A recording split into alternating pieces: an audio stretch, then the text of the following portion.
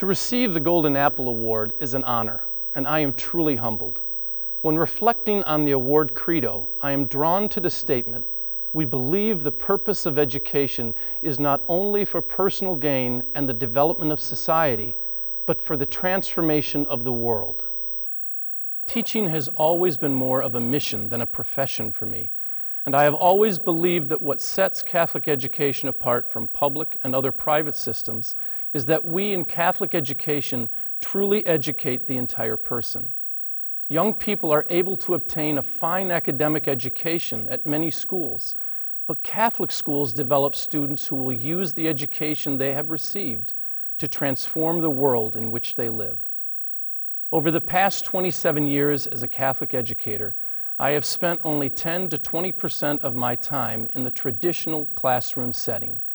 The majority of my time has been spent serving as the Christian Service Director at St. John's Jesuit High School, using the local community, nation, and world as my classroom to form young men into men for others.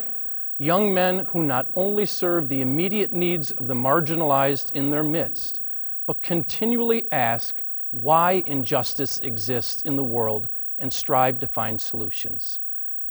What I am most proud of as an educator is when, after taking part in service to others, my students are not satisfied with saying to themselves, we are lucky and we are blessed to have the things we have and live where we live. Instead, I am spiritually energized when my students start to ask, why are we so lucky and blessed and others are not? And what can we do to bring about more equity and justice in our community, nation, and world?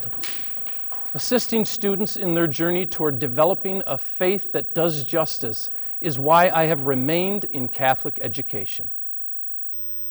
In 1973, Father Pedro Arrupe, former Father General of the Society of Jesus, gave an address in Spain which was entitled Men and Women for Others.